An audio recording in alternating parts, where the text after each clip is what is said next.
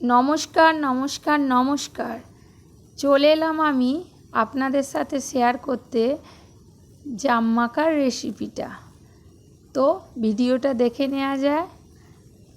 প্রথমে আমি বাটির মধ্যে জামগুলোকে ভালো করে ধুয়ে নিয়েছিলাম। এরপর একটা বাটিতে জামগুলো আমি নিয়ে নিলাম, আর একদিকে আমি কেটে রেখেছিলাম ছোট্ট ছোট্ট করে কাঁচা লঙ্কা কুচি। তারপরে আমি এই কাঁচা লঙ্কা কুচিগুলোকে এর মধ্যে দিয়ে দিলাম। এরপর দিয়ে দিলাম পরিমাণ মতো চিনি আর পরিমাণ মতো বিট নুন। এরপরে ভালো করে ঢেকে নিয়ে নাড়িয়ে নিলেই দেখুন বেশ থেঁতলে থেঁতলে যাবে। জামগুলো একটু বেশি পাকা ছিল।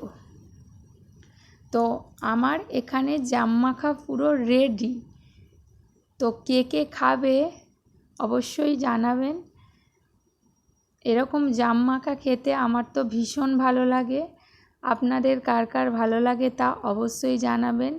আর দুপুরবেলার পরে বিকেলবেলা এই রকম জাম মাখা পেলে মনটা খুবই ভরে যায় আনন্দে।